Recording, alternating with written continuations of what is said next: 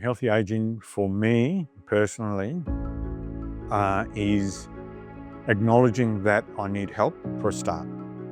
That in a lot of my health journey, when I was younger, I was 10 foot tall and bulletproof. Yeah, I'll be right. I'll eat anything, drink anything, smoke anything. There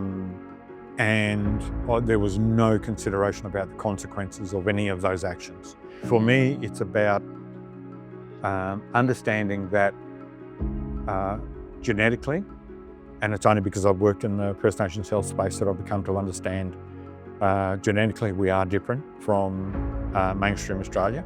We do suffer chronic health conditions in far greater proportions than most mainstream Australians. Our mental health is impacted on a scale that's just unprecedented in Australia. We're incarcerated at incredible rates, and the recidivism rate is in fact greater than the incarceration rate. So we're re-jailing people faster than we can. For me, looking after my health, looking after my mental health. So it's not only a physical thing, it's a cultural thing, but it's also a mental thing. I used to go from huggy bear to grizzly bear in blink of an eye, right? I was really cranky. I now try and pull up, I now try and reflect on why am I becoming, or why am I angry? I also try and look at the other person and go, well, why are they like that? Why are they, and mostly it's, they are going through their own trauma, their own story. Try and become a little bit more compassionate, empathetic around that. I'm trying. As an older Australian, I'm thankful that I listen to my healthcare professionals. I often will ask them what they're saying.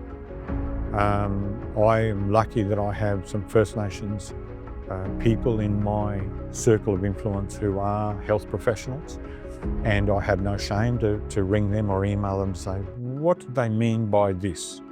And get that explanation from that First Nations lens, right? And it then makes sense, and I go, oh, okay. And then trying to manage as much as possible and making sure that I have the medications, that I do see the specialists, that I do my bloods. Just trying to, be here for my wife and children.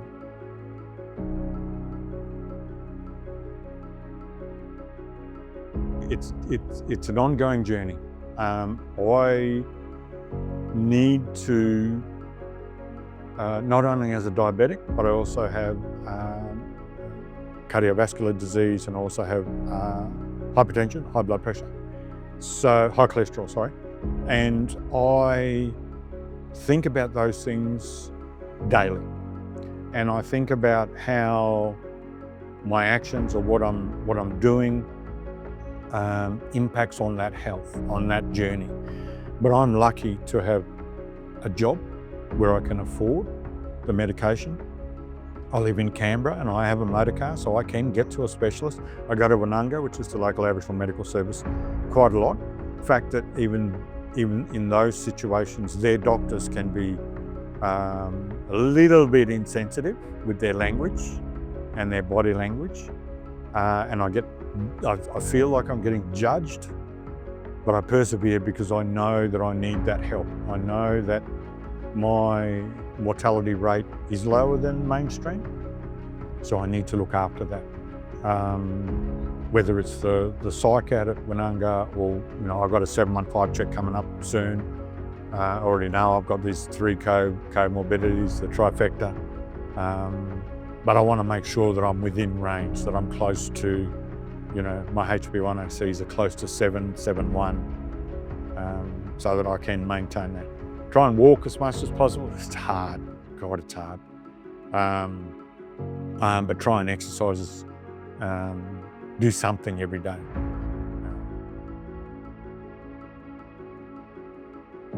Be proud of your culture, be proud of who you are.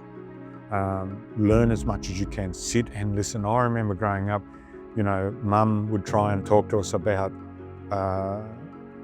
Larrakia culture and some of the things that she had learnt, and we were just like, oh, please, we just want to go out and we just want to party or do whatever.